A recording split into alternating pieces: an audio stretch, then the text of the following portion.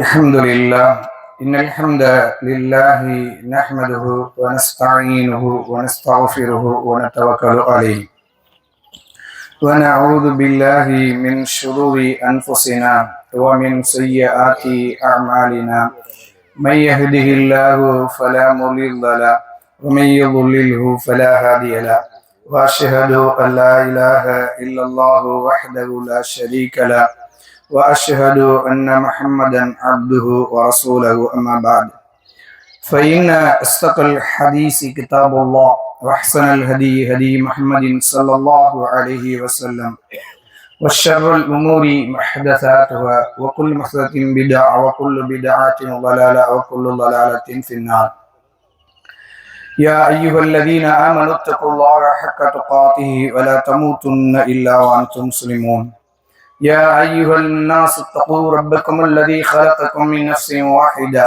وخلق منها زوجها وبث منهما رجالا كثيرا ونساء واتقوا الله الذي تساءلون به والأرحام إن الله كان عليكم رقيبا يا أيها الذين آمنوا اتقوا الله وقولوا قولا سديدا يصلح لكم أعمالكم ويغفر لكم ذنوبكم ومن يطع الله ورسوله فقد فاز فوزا عظيما சர்வ புகழ்ச்சியும் சர்வ லோகங்களையும் அடக்கி ஆண்டு கொண்டிருக்கிற அல்லாஹ் ஜல்ல ஷானு தஆலா ஒருவனுக்கு மட்டுமே உரித்தாக்கி இந்த நோன்பு பெருநாளின் உரையை துவங்குகிறேன். கண்ணியத்திற்குரிய எல்லாம் அல்ல அல்லாஹ் ஜல்ல ஷானு தஆலாவின் நல்லடியார்களே, இந்த நோன்பு பெருநாளின் உரையாக சகோதரத்துவம் என்ற தலைப்பு தேர்வு செய்யப்பட்டிருக்கிறது. காரணம், முஸ்லிம்களுடைய உலகத்தை உலக்கி கொண்டிருக்கிற பல்வேறு காரணிகள், ஃபித்னாக்கள் முழுமையாக சூழ்ந்து வாட்டி வதக்கி கொண்டிருக்கிற இந்த சூழலில் முஸ்லிம்கள் எவ்வாறு நடந்து கொள்ள வேண்டும் என்ற வழிகாட்டுதலை திருமறை குர்ஆனும் நபிகள் நாயகம் ஸல்லல்லாஹு அலைஹி வஸல்லம் அவர்களும் நமக்கு போதித்த போதனைகள் நம்மளை ஆறுதல் படுத்தி நம்மளை ஒரு குடையின் கீழ் ஐக்கியப்படுத்தும். இஸ்லாம் வருவதற்கு முன்னால் அரபிய அந்த தீபகற்ப பகுதியில் 3 பெரு சமூகங்கள் வாழ்ந்ததாக வரலாறு சொல்லுகிறது.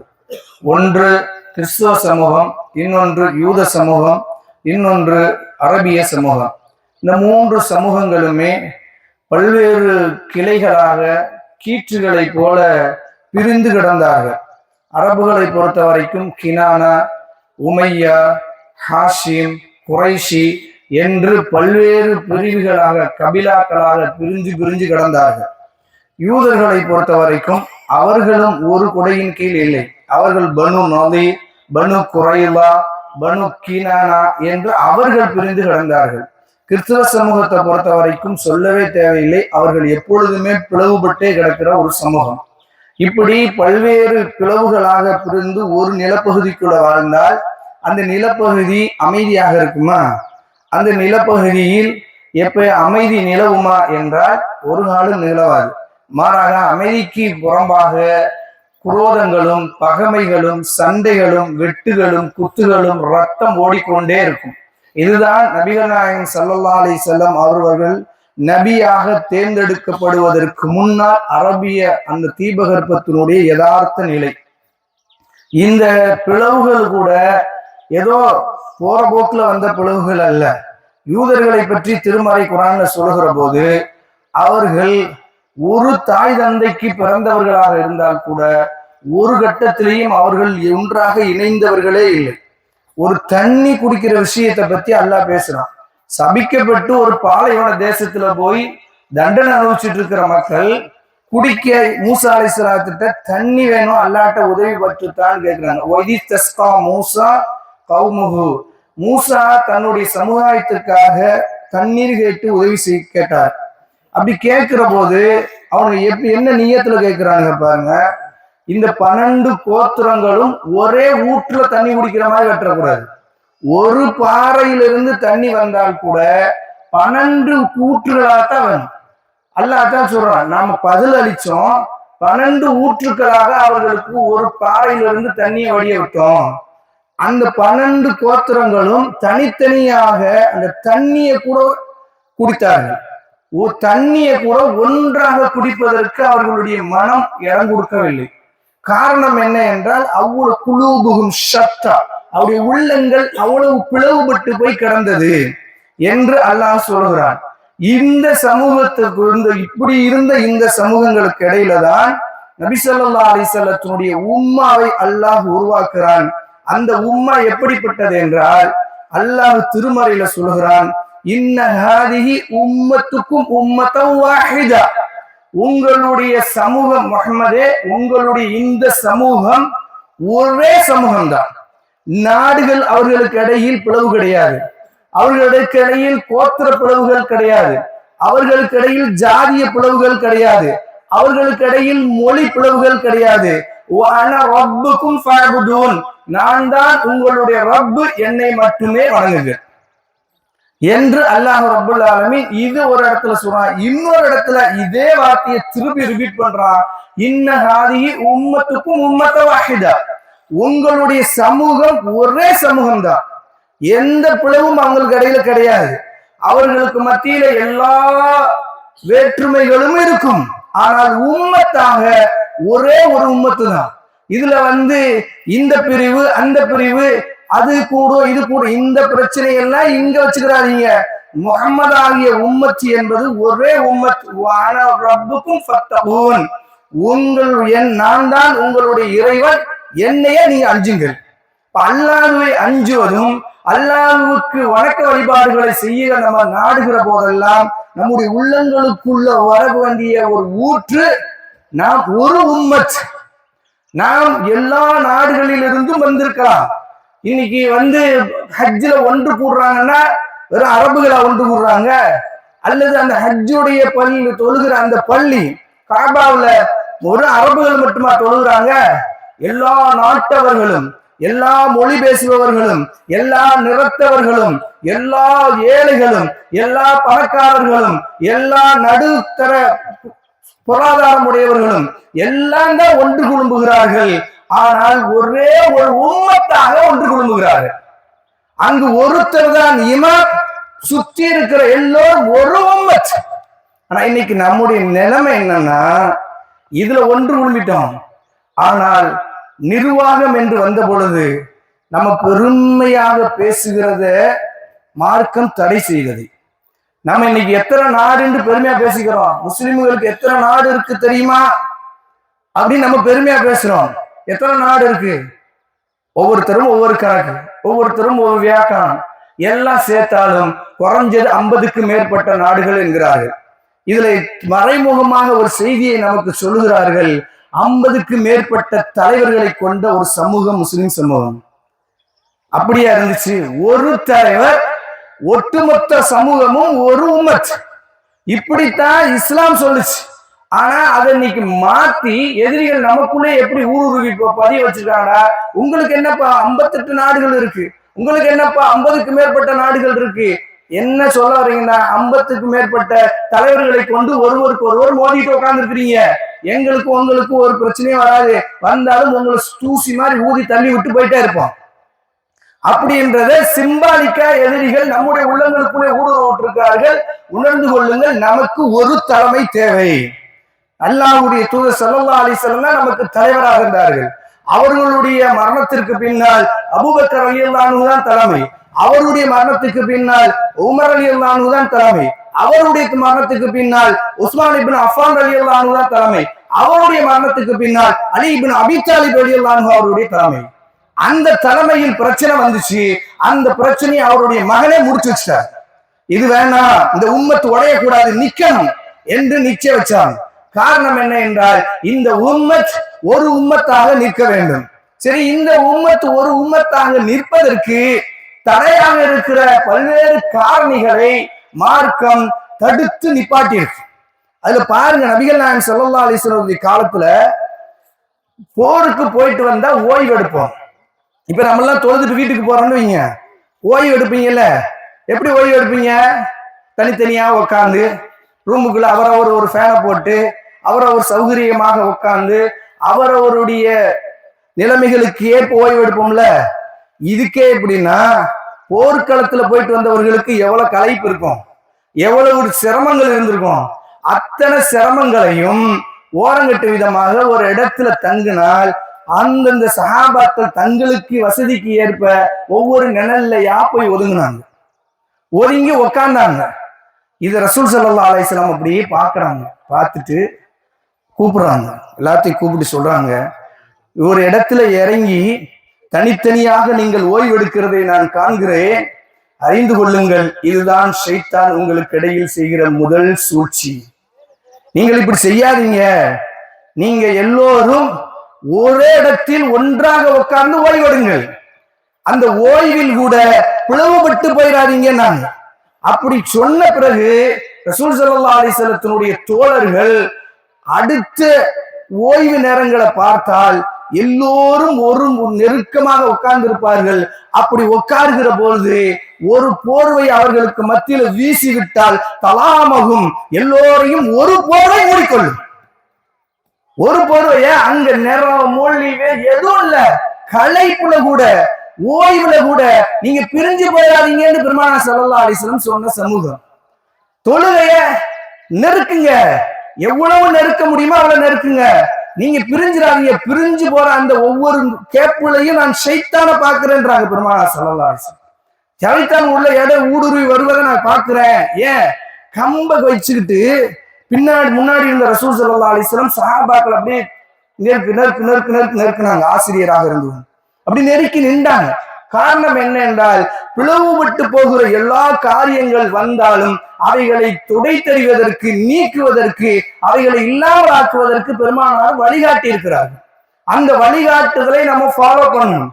அதுல உச்சபட்சமாக பிளவுகள் உச்சமாக வருகிற போது நம்ம நினைத்து பார்க்க வேண்டியது அல்லாஹ்வுடைய நிஅமத்தை.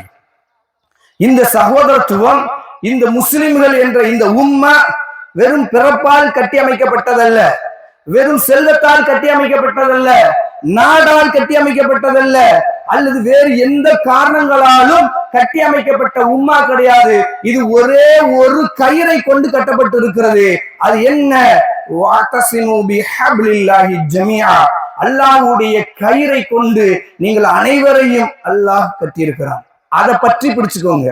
அல்லாஹ்வை நம்பியதால் அரபு பெரிய சிவப்பு நிறத்தவனும் மிக தாழ்வாக பார்க்கப்படுகிற கருப்பு நிறத்தவர்களும் சகோதரர்கள். பெரிய செல்வந்தனும் அன்றாட காட்சி ஏழையும் சகோதரர்கள். எல்லோரும் சமமாக ஒரே ஒண்ணுதான். அது என்ன?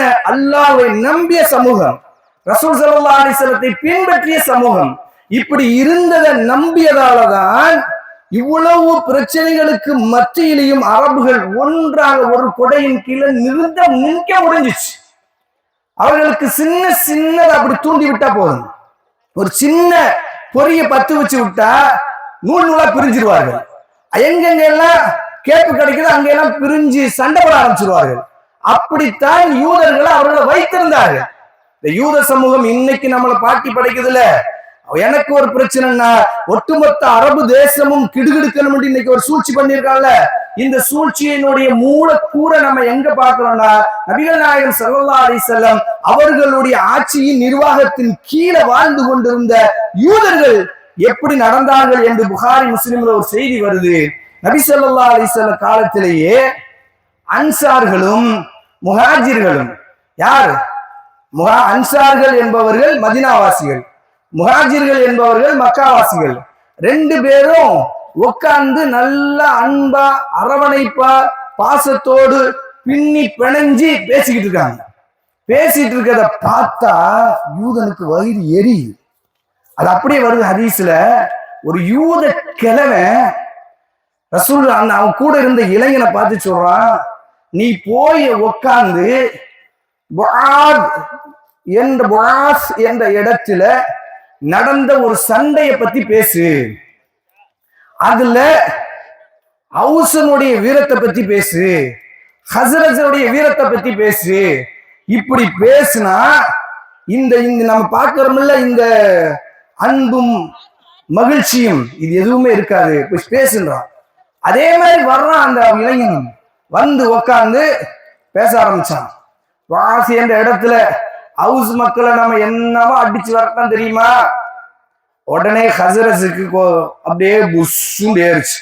ஹசரஸ் மக்கள் அவங்கள்ட்ட சொன்னா, இந்த ஹவுஸ் சும்மா இருந்தாங்களா, அவங்க எவ்வளவு வீரத்தை காட்டினாங்க தெரியுமா? அந்த ஈகோ அப்படியே கிளப்பி விட்டான். கிளப்பி விட்ட கொஞ்ச நேரத்திலேயே முஹாஜிர்கள், அன்சார்கள், ஹசரஸ், ஹவுஸ் அந்த உம்மாவே அப்படி செதறிச்சு. எல்லாம் அப்படி செதறுது. ஒரு பக்கம் யா ஹசரஸ்ன்னு கூப்பிடுறாங்க, ஒரு பக்கம் யா ஹவுஸ்ன்னு கூப்பிடுறாங்க, யா முஹாஜிர்கள், யா அன்சார்கள். எப்படி முஸ்லிம்களே என்று உட்கார்ந்து இருந்தவர்கள் இப்ப என்னவா வந்திருக்குன்னா, ஹவுஸாக, ஹசரஸாக, முஹாஜிராக, அன்சாராக பிளவுபட்டு ஒரு இடத்திலே பிரிச்சுட்டான். பிரிச்ச உடனே நல்ல வேளை அல்லாஹ் பாதுகாத்தான், வாள்களை தூக்கி நின்று விட்டார்கள். யுத்தம் ரெடி. பெருமானார் ஸல்லல்லாஹு அலைஹி வஸல்லத்துக்கு செய்தி வருது. பதறி அடிச்சு ஓடி வந்து ரசூல் ஸல்லல்லாஹு அலைஹி வஸல்லம் சொன்னார்கள், உங்களை நான் முஸ்லிம்களாக இருக்கிறேன், நீங்கள் மீண்டும் ஜாகிலியாவை அழைக்கிறீர்களே, உங்களை ஜாகிலியா காலத்துல கொண்டு போய் மடமையில முட்டாள்தனத்துல போயிட்டீங்களே, உங்களை ஒரு உம்மத்தாக உட்கார வச்சிருக்கிறேன். நீங்க முஸ்லிம் இங்க உட்கார்ந்து இருந்தது எப்படி? அன்சார்களா, முஹாஜிர்களா, ஹவுஸா, ஹஸரஸா உட்கார்ந்து இருந்தீங்க. எப்படி உட்கார்ந்து இருந்தீங்க? முஸ்லிம்கள் இன்ன ஹாதிஹி உம்மத்துக்கும் உம்மத்தன் வாஹிதா, ஒரே ஒரு சமூகமாக உட்கார்ந்து இருந்தது. ஏதோ ஒரு யூத கிழவை கிண்டி விட்டா, ஒரு யூத இளைஞ அதை பத்த வச்சு விட்டா நீங்க உடனே பிரிஞ்சிருவீங்களா? உங்களுடைய அத்தனை பிளவுகளையும் என் காலடியில் போட்டு மிதித்திருக்கிறேன், நீங்கள் முஸ்லிம்களாக நில்லுங்கள் என்றார்கள் பெருமானார் ஸல்லல்லாஹு அலைஹி வஸல்லம். இதுதான் நமக்கு தேவை. நமக்கு மத்தியில் ஊடுருவார்கள், இவர் அந்த ஜமாத்தை சேர்ந்தவர், இவர் இந்த ஜமாத்தை சேர்ந்தவர். அதுவும் ரசூலுல்லாஹ்வுடைய காலத்திலேயே யூத இவ்வளவு செஞ்சிருக்காங்கன்னா, இன்னைக்கு வகி இல்லாத காலத்துல இன்னைக்கு எவ்வளவு பண்ணுவான்? சும்மா இருப்பானா? சும்மா அவன் சும்மாதான் தூங்கிடுவானா? அதுதான் பத்திக்கிட்டே இருக்கு. ஒவ்வொரு முஸ்லிம்களுக்கும் இன்னைக்கு அரபு நாடுகளில் இந்த பெருநாளை வெளியில கொண்டாட முடியாமல் வெறும் பள்ளிவாசலுக்குள்ளோட முடக்கிட்டான். ஏன் தெரியுமா? இது அவனுடைய சூழ்ச்சி என்பதை புரிந்து கொள்ளுங்கள். புரிந்து கொண்டு நாமளும் தெளிவாக இருக்கணும். நமக்கு மத்தியில் நாம் ஒரு உம்மத். சரி, இந்த உம்மத்து பிளவுபடு அந்த நேரம் வருகிற போது யார் மீதாவது பொறாமையோ, யார் மீதாவது கோபமோ வருமா? வரும், வராம இருக்காது. ஏன்னா இது மனித இயல்பு. அல்லாஹ் உள்ளுக்குள்ள படைச்சிருப்பது. நீங்க ஒரு சகோதரனை பார்த்து கோவப்படாம, வியாபாரத்திலே கோவப்படாமலையோ, அல்லது கொடுக்கல் வாங்கல கோவப்படாமலையோ, அல்லது வேறு பல காரணங்களில் சிக்கல்கள் வராமல் இருக்குமானா அப்படி எதிர்பார்த்தோம்னா ஏமாந்து போயிடுவோம். வரும். அப்படி வந்தால் அதுக்குரிய தீர்வை மார்க்க நமக்கு சொல்லுகிறது. பெருமானார் ஸல்லல்லாஹு அலைஹி வஸல்லம் காலத்திலேயும் இப்படி ஒரு சிக்கல் வந்தது. என்ன சிக்கல் என்றால், ஹுனைன் யுத்தம் முடியுது. ஹுனைன் யுத்தத்துக்கு பின்னால் ஒரு பெரிய செல்வம் இஸ்லாமுக்கு கிடைச்சிருச்சு. செல்வம்னா தட்டு தடுமாகும் தாறுமாறான செல்வம். ஒரு ஆளுக்கு 100 ஒட்டகம் என்ற அடிப்படையில் செல்வம் பிரிக்கப்படுதுன்னா பாத்துக்கோங்க. ஒரு ஆளுக்கு இப்ப 100 கார் கொடுத்தா எவ்வளவு இருக்கும்? அப்படின்னா செல்வம் எவ்வளவு கிடைச்சிருக்கும்? அவ்வளவு கிடைக்குது. கிடைச்சா எல்லாத்தையும் ரசூல் ஸல்லல்லாஹு அலைஹி வஸல்லம் புதிதாக இஸ்லாத்தை ஏற்றுக்கொண்ட மக்காவாசிகளுக்கு வாரி வழங்கினார்கள். வாரி வழங்கிட்டாங்க. வாரி வழங்குறத பார்த்து அதுல சொல்றாரு, அக்ரப் இப்னு ஹாபிஸ் ரலியல்லாஹு அன்ஹு சொல்றாங்க, எனக்கு மட்டும் அன்ற நாள் 100க்கு மேற்பட்ட ஒட்டகத்தை ரசூலா கொடுத்தார்கள். ஒரு ஒட்டக பண்ணையே ரசூலா தூக்கி கொடுத்துட்டாங்க, கொண்டு போப்பா அப்படின்னு. அன்சார்களுக்கு ஒரு ஒட்டகத்தை கட்டுகிற கயிறை கூட ரசூலா கொடுக்கல. அப்பொழுது அங்கிருந்த புதிதாக வந்த சில இளைஞர்கள் சொன்னார்கள், குறைஷிகளுடைய வாள் ரத்தம் நம்முடைய வாள்களில் சொட்டி கொண்டிருக்கிறது, ஆனால் பைத்துல் மாலுடைய செல்வம் எல்லாம் அவர்களுக்கே வாரி வழங்கப்படுகிறது என்று ஆதங்கத்தில் கொப்பளிக்கிறார். இதை கேட்ட முஹாஜிர் சஹாபி உடனே புரிந்து கொண்டு, நான் இதை போய் தெரியாமலாம் சொல்லல, அதான் சஹாபாக்கள்.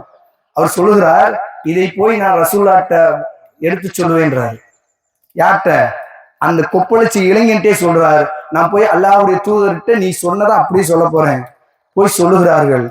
புரிந்து கொண்ட பெருமானார் ஸல்லல்லாஹு அலைஹி வஸல்லம், இந்த உலகத்தினுடைய மோகத்திற்காக நம்முடைய சகோதரர்களுக்குள்ளேயே இந்த பிளவு வருது என்பதை உணர்ந்த பெருமானார் ஸல்லல்லாஹு அலைஹி வஸல்லம் எல்லோரையும் பிரிச்சு சொல்றாங்க, அன்சார்களை மட்டும் ஒரே ஒரு கூடாரத்துக்குள்ள ஒன்று கொள்ளுங்க. ஒரே ஒரு கூடாரத்துக்குள்ள எல்லா அன்சார்களையும் ஒன்றிணைங்க. எல்லாரும் ஒன்றிணைக்கப்பட்டாங்க. ரசூல்லா மட்டும் தனியா போன்றாங்க. அபூபக்கர் வந்து சொல்றாங்க, இல்ல நான் வரேன் கூட, நீங்க உங்களை தனியா நான் அவங்கள்ட்ட அனுப்ப முடியாதுன்றாங்க. நீங்க விலகுங்க அப்படின்றாங்க. நீ விலகுங்க, நான் பாத்துக்கிறேன். உமர் ஓடி வர்றாங்க, நான் போறேன். உமர் அலியல்லான்னு சொல்லிட்டாங்க, நீங்க வேணாம், நான் போறேன், நான் பாத்துக்கிறேன் அப்படின்னு ரசூல் ஸல்லல்லாஹு அலைஹி வஸல்லம் உள்ள போனா அந்த செல்வம் எவ்வளவு கசப்பை ஏற்படுத்தும்னு பாருங்க. கடுமையா ரசூல் ஸல்லல்லாஹு அலைஹி வஸல்லம் அஸ்ஸலாமு அலைக்கும் உள்ள போறாங்க. பதில் கூட பிறகு அன்சாரிகள்ட்ட இருந்து பலமா வரல, அமைதியா உட்காந்துருக்காங்க. ரசூல் ஸல்லல்லாஹு அலைஹி வஸல்லம் கேட்கிறாங்க, நீங்க என் மீது அதிருப்தியில் இருக்கிறீர்களோ என்றாங்க. அப்பயும் அமைதி காக்குறாங்க.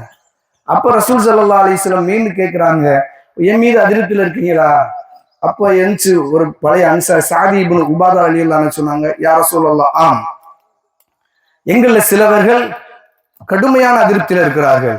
ஏனென்றால் குறைஷிகளுக்கே எல்லாம் கொடுக்கப்படுது, மக்காவாசிகளுக்கு எல்லா செல்வமும் கொடுக்கப்பட்டு விட்டது, எங்கள்ல ஒருத்தர் கூட ஒண்ணுமே கிடைக்கல, அந்த அதிருப்தி இருக்கிறது என்ற உடனே பெருமானார் ஸல்லல்லாஹு அலைஹி வஸல்லம் சொன்னார்கள், ஒரு நீண்ட உரையாற்றினார்கள். ஃபர்ஸ்ட் சொன்னார்கள், நீங்கள் சொல்லலாம், ஊடால், உங்க சமூகத்தால், உங்களுடைய நாட்டால் அடித்து துரத்தப்பட்ட அகதியாக என்னை நீங்கள் பெற்றிருக்கலாம். அப்படித்தான் நான் உங்களிடத்துல வந்தேன். அப்படி வருகிற போது எனக்கு அடைக்கலம் கொடுத்தீர்கள், எனக்கு ஒரு ஆட்சி நிர்வாகத்தை கொடுத்தீர்கள், எனக்கு எல்லா விதமான வசதி வாய்ப்புகளையும் நாங்கள் தானே செஞ்சு கொடுத்தோம் என்று நீங்கள் எனக்கு சொல்லி காட்டலாம்.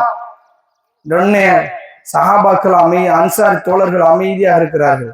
அடுத்து ரசூல் ஸல்லல்லாஹு அலைஹி வஸல்லம் சொல்கிறார்கள், எல்லோரும் உங்களை கொலை செய்ய பார்த்தார்கள், நாங்கள் தான் உங்களுக்கு அடைக்கலம் கொடுத்தோம் என்று அன்சார்கள் செஞ்ச அத்தனை நல்ல விஷயங்களையும் பட்டியல் போட்டுட்டு அப்பொழுது அமைதியாக இருந்த அன்சார் சஹாபாக்கள் அடுத்து ரசூல் ஸல்லல்லாஹு அலைஹி சொல்ல ஆரம்பித்தார்கள், நன்றாக புரிந்து கொள்ளுங்கள், அன்தும் லால்லூன், நீங்கள் அனைவர்களும் வழிகட்ட கொள்கையில் இருந்தீர்கள், என் மூலமாகத்தான் அல்லாஹ் இந்த நேர்வழியை உங்களிடத்துல கொண்டு வந்தான். நீங்க எங்க நின்றுங்க? நரகத்தினுடைய உள்ளம்பில் நின்று கொண்டிருந்தீர்கள். அல்லாஹ் என் மூலமாகத்தான் உங்களை நரகத்திலிருந்து பாதுகாத்தான் என்று சொன்ன உடனே அன்சார் தோழர்கள் வாயிலிருந்து வருது முதல் வார்த்தை, அல்லாஹு வ ரசூலுஹு அமன்னு, அல்லாஹ்வும் அல்லாஹ்வுடைய தூதரும் தான் பேரு உபகாரிகள், அவர்கள் தான் உண்மையாக உதவி செய்தவர்கள், நாம செய்த உதவிகள் எல்லாம் உதவியே கிடையாது என்பதை அவர்களுடைய வாயிலிருந்து நாவுகளால் உதடுகளால் அல்லாஹ் உச்சரிக்க வைக்கிறான். அல்லாஹு வ ரசூலுஹு அமன். அடுத்து ரசூல் ஸல்லல்லாஹு அலைஹி வஸல்லம் சொல்கிறார்கள், அன்சார்களே, நீங்கள் எல்லாம் இந்த உலகத்துல இந்த செல்வங்களை எல்லாம் அவர்களுக்கு கொடுத்ததை நினைச்சு வருத்தப்படுறீங்க, புரிந்து கொள்ளுங்கள், அவர்கள் இந்த உலக செல்வங்களை அள்ளி கொண்டு போகிறார்கள், ஆனால் நீங்கள் அல்லாஹ்வுடைய தூதராகிய என்னையை அழைத்து செல்ல இருக்கிறீர்கள், எது உங்களுக்கு வேணும்? அப்பொழுது அன்சார்கள் சொன்னார்கள், அல்லாஹ் ரசூலுல்லாஹ், எங்களுக்கு ரசூலாவே போதும். நன்றாக புரிந்து கொள்ளுங்கள், ஹிஜ்ரத் என்று ஒன்று மட்டும் இல்லை என்றிருந்தால் நான் அன்சார்களில் ஒருவனாகத்தான் பிறந்திருப்பேன். ஏன்னா யூதர்கள் அதைத்தான் எதிர்பார்த்துட்டு இருந்தாங்க, இங்கதான் வருவாங்க, இந்த பகுதியெல்லாம் அவங்க தூதரா வருவாங்க. அல்லாஹ் ரப்புல் ஆலமீன் பெரிய நியமத்தா ஹிஜ்ரத் இந்த நபி பண்ணணும் என்பதற்காக அங்க வர வச்சான். முழு மக்கள் எல்லாம் ஒரு ஓடையில் போனாலும் ஒரு பாதையில் போனாலும் நான் அன்சார்களோடு தான் போவேன் என்று ரசூல் ஸல்லல்லாஹு அலைஹி சொன்னவுடன் அப்பொழுது அன்சாரிகள் சொன்னார்கள், எங்களுக்கு இது போதும். அப்பொழுது ரசூல் ஸல்லல்லாஹு அலைஹி வஸல்லம் சொன்னார்கள், எனக்கு பின்னால் நீங்க இப்ப பாக்குறீங்களே, இதெல்லாம் என்னன்னா உங்களுக்கு பயிற்சி, இதெல்லாம் உங்களுக்கு ஒரு பாடம். இப்பொழுது நீங்கள் எப்படி நான் கொடுத்ததை கண்ணால காதால அனுபவத்தால உணர்கிறீர்களோ இதுபோல் எனக்கு பின்னால் நீங்கள் அதிகமாக புறக்கணிக்கப்படுவீர்கள். எது வரைக்கும் என்றால் உங்களுக்காக நான் காத்து கொண்டிருப்பேன். அலல் ஹவுசர், ஹவுலுல் கௌசர் தடாகத்துல என்னை நீங்கள் சந்திக்கும் வரைக்கும் உங்களுக்கு இந்த சோதனை இருந்து கொண்டே இருக்கும் என்று சொன்னார்கள். அன்சார்களுடைய அந்த வார்த்தை, அன்சார்களுக்கு ரசூலா கொடுத்த அந்த வார்த்தை தான் அதிகாரத்தில் இந்த காலம் வரைக்கும் 14 நூற்றாண்டாக எல்லாத்தையும் விட்டு கொடுத்து இந்த உம்மத்தை காப்பாற்றிய தீரணும் என்ற ஒரே லட்சியத்தோடு இருக்கிறார்கள். இதை உணருங்கள் முஸ்லிம்களை. நமக்கு அல்லாஹ் இந்த மாபெரும் நியமத்தை கொடுத்திருக்கிறான். இந்த நியமத்துக்கு இடையூறாக வரக்கூட இந்த உலக செல்வங்கள் அனைத்தையும், உலக குரோதங்கள் அனைத்தையும் ஓரமாக தூக்கி போட்டுவிட்டு அல்லாஹ்வுக்காக நேசியுங்கள். சகோதரனை நேசியுங்க. முஸ்லிம் என்பதற்காக நேசியுங்கள். வேற எந்த காரணத்துக்காக நேசிக்காதீங்க. வேற எல்லா காரணங்களும் உங்களுக்கு பகைமையை கொண்டு வந்து சேர்க்கும். அல்லாஹ் என்ற ஒரு வார்த்தை தான் உங்களுக்கு அன்பை கொண்டு வந்து சேர்க்கும். ஈமானை ருசிக்க வைக்கும், ரசிக்க வைக்கும். அதுல ஒரு இன்பத்தை, பெரும் மன மகிழ்வை, பேர் ஆனந்தத்தை உணர வைக்கும். சாதாரண உணர வைக்காது. ரசூல் ஸல்லல்லாஹு அலைஹி சொல்றாங்க, யார் அல்லாஹ்வுக்காக பிறரை நேசிக்கிறார்களோ அவர்கள் ஈமானுடைய ருசியை கண்டவர்கள். மூன்று விஷயங்கள் தான் ஈமானுடைய சுவையை கண்டவர்கள். அதுல ரெண்டாவது சொன்னார்கள், ஒரு மனிதனை அல்லாஹ்வுக்காக நீங்க நேசிச்சீங்கன்னா ஈமானுடைய சுவையை சுவைக்க ஆரம்பித்து விட்டீர்கள். கோழிகள் மாதிரி கொத்திக்கிட்டு போல சோத்த அப்படி போறவர்கள் சாப்பிட்டவர்கள். ஒரு உணவை ருசித்து ரசித்து மென்று விழுங்கி அதை உடலோடு சேர்த்துக் கொள்பவர்கள் தான் உண்மையாக சாப்பிடுபவர்கள். அதுபோல் நாங்க முஸ்லிம்கள் என்று வெளியில சொல்லிட்டு இருக்கிறதுல ஒவ்வொரு தனி மனித முஸ்லிம்களையும், ஆண்களையும், பெண்களையும், சிறுவர்களையும், முதியவர்களையும் நேசியுங்கள். அல்லாஹ்வுக்காக நீங்க ஈமானிய டேஸ்ட் அப்படியே ருசிச்சு ஆரம்பிச்சுங்க. ரசூல் ஸல்லல்லாஹு அலைஹி வஸல்லம் இதை நேசிக்க சொன்னார்கள். இப்படி நீங்க நேசிப்பீங்கன்னா நாளைக்கு மஹ்ஷர் பெருவழியில் அத்தனை பேருக்கு மத்தியில் அல்லாஹ் நம்மளை அழைப்பான். இந்த பாக்கியத்தை உங்களுக்கும் எனக்கும் எல்லோருக்கும் அல்லாஹ் தரணும். ஒட்டுமொத்த ஆதத்திலிருந்து கடைசியாக பிறந்து மரணிக்க போகிற மனிதன் வரைக்கும் நிற்கிற இடத்தில் அல்லாஹ்வுடைய வாயிலிருந்து வரப்போகிற வார்த்தை, ஐன தஹாபூன், எனக்காக உலகத்தில் ஒருவருக்கொருவர் நேசித்தீர்களே அவர்கள்லாம் எங்கப்பா என்று அல்லாஹ் கேட்பான். அவர்கள் பிரித்து எடுக்கப்படுவார்கள். அரசுடைய நிழலில் விஐபிகளாக, உண்மையான அந்தஸ்துக்குரியவர்களாக அங்கு அமர்த்து கௌரவிக்கப்படுவீர்கள். அதனோடு சேர்த்து அல்லாஹ்வுடைய ரப்பு, அல்லாஹ்வுடைய தூதர் ஸல்லல்லாஹு அலைஹி வஸல்லம் கடைசியாக அதை செய்வதற்கு ஒரு வழியை சொல்லி கொடுத்தார்கள். அலா ஒரு நம்பி ஊக்கம், உங்களுக்கு நான் ஒரு செய்தியை சொல்கிறேன், அதை நீங்க கேட்குறீங்களான்றாங்க. கேட்கணும் யார சொல்லும். அதை மட்டும் நீங்க செஞ்சீங்கன்னா நீங்க ஒருவருக்கு ஒருவர் சகோதரர்களா மாறிடுவீங்க. என்ன? அஃப்சுஸ் ஸலாம பைனக்கும், எல்லோருக்கும் சலாம் சொல்லுங்க. முகம் மலர்ச்சியோட சொல்லுங்க, கஷ்டத்தோடு. சலாமே இன்னைக்கு எப்படி ஆயிடுச்சுன்னா, தெரிஞ்சவருக்கு, விரும்பியவருக்கு, அதே போல நேசிப்பவர்களுக்கு, நேசம் இல்லாதவர்களுக்கு, ஒவ்வொருத்தருக்கும் ஒவ்வொரு விதமா சலமா போயிடுச்சு. பிடிச்சிருந்தா முகம் மலர்ச்சியா வருது, பிடிக்கலையா அஸ்ஸலாமு அலைக்கும். அடுத்து அங்கிட்டு போனா அவர் ரோட்ல போயிட்டு இருந்தா மூஞ்சியை பார்த்து கூட சொல்றதில்ல, அஸ்ஸலாமு அலைக்கும். அவர் அங்க அந்த பக்கம் வாலிசலாம், அவர் அந்த பக்கம் பார்த்துட்டு. இல்ல சலாம் எதுக்குன்ற, சலாம் சொன்னதே ரெண்டு பேருடைய முகத்தை பார்த்து சிரித்து அன்பை பகிர்வதற்கு சொன்னது. இங்க வெறுப்பை காட்டுறதுக்கு சலாம். அப்படின்னு எல்லோருக்கும் முகமலர்ச்சியோடு நீங்க சலாத்தை பரப்புங்கள். அவர்கள் கொடுக்கக்கூடிய இடையூறுகளை ஒன்ன நினைத்து இந்த வசனத்தை ஞாபகம் வச்சுக்கோங்க. திருமறை குரான் அன்சார்களுக்கு சொன்னதுதான் இந்த வசனம். வாத்தஸிமு பிஹப்லில்லாஹ்வாங்கல்ல, 104வது 3வது அத்தியாயத்தோட 104வது. அதுல அல்லாஹ் சொல்லுகிறான், இன் குன்தும் அஅதாஅன், நீங்கள் ஒருவருக்கொரு விரோதிகளாக இருந்தீர்கள், ஃபல்லஃப பைனக்கும் பிநிஅமதி இஹ்வானா, என்னுடைய நியமத்தால் நீங்கள் சகோதரர்களாக இருக்கிறீர்கள். ஃபன்கதக்கும் மின்ஹா, உங்களைத்தான் நரகத்திலிருந்து நான் காப்பாற்றினேன் என்று அல்லாஹ் சொல்லுகிறான். அல்லாஹ்வுடைய நியமத் இந்த சகோதரத்துவம், அதை பேணுவோம். அதுக்கு ரெண்டு வழிகளை சொல்லியிருக்க. ஒன்று நேசியுங்க அல்லாஹ்வுக்காக, இன்னொன்று எல்லோரையும் பார்த்து சலாத்தை பரப்புவோம். அல்லாஹ் ரப்புல் ஆலமீன் அப்படி சகோதரத்துவத்தோடு வாழ்ந்து நாளைக்கு மறுமையில் அல்லாஹ்வுடைய சமூகத்தில் அல்லாஹ்வுக்கு முன்னால் முஹம்மது ஸல்லல்லாஹு அலைஹி வஸல்லத்தினுடைய பின்னால் நாங்கள் உம்மத்தே முஹம்மதியா என்ன வார்த்தை சொல்லணும்? நாங்க அந்த ஜமாத்து இந்த ஜமாத்துல தூக்கி ஓரமாத்தி அடிச்சு தொழில் செல் பண்ணிடுவோம். ஒரே வார்த்தை, நீங்க யார்? நாங்கள் உம்மத்தே முஹம்மதியா, முஹம்மது ஸல்லல்லாஹு அலைஹி வஸல்லம் உம்மத்துகள் என்று நாம ரசூலுல்லாஹ்வுடைய பின்னால் அணிவகுக்கணும். அப்படிக்குரியவர்களாக நம்மை மாறுவதற்கு நாம் ஒவ்வொரு கணமும் முயற்சி செய்வோம். இன்ஷா அல்லாஹ் இப்ப நடைபெற போகிற விஷயங்கள்ல மௌனமாக இருங்கள். இவருக்கு ஒரு யுத்தம் கொஞ்ச நஞ்சமாக நடக்காது. யூத சூழ்ச்சியின் பின்னால் என்னவாக நடக்க போறதோ அல்லாஹ்வுக்கு மட்டுமே வெளிச்சம். புரிந்து கொள்ளுங்கள். யாரையும் எந்த குறையும் சொல்லி அலையாதீர்கள். அதுதான் இப்ப நமக்கு இருக்கக்கூடியது. எல்லா அரபு உலமாக்களும் ஒரே கருத்தை சொல்லுகிறார்கள். நபி ஸல்லல்லாஹு அலைஹி வஸல்லம் சொன்னார்கள், ஃபித்னா காலகட்டம் வரும், மலைகளை போன்று, மலை துளிகளை போன்று அடுக்கடுக்காக உங்களுக்கு மத்தியில குழப்பங்கள் வரும். அப்பொழுது சஹாபாக்களுக்கு யா ரசூலல்லாஹ், அப்ப நாங்க என்ன செய்ய? அப்பொழுது ரசூலுல்லாஹ் சொன்னாங்க, மன் சமத்த நஜா, எவன் மௌனம் காத்தானோ அவன் வெற்றி பெற்றான். மௌனம் தான் நமக்கு இப்ப ரசூலுல்லாஹ் கொடுத்த ஆயுதம். இரண்டாவது, அந்த பாதிக்கப்படுகிற நம்முடைய சகோதரர்களுக்காக, நம்முடைய ரத்த உறவுகளுக்காக, நம்முடைய கொள்கை உறவுகளுக்காக அதிகமாக துஆ செய்யுங்கள். மூன்றாவது, மிக முக்கியமாக அவர்கள் நமக்கு வலியுறுத்துவது, இந்த ஃபித்னாவிலிருந்து எங்களையும் எங்கள் குடும்பத்தையும் காப்பாயாக என்று அல்லாஹ்விடத்தில் இறைஞ்சுவதை தவிர வேறு வழியே இல்லை என்பதை நமக்கு 3 கட்டளைகளாக சொல்கிறார்கள்.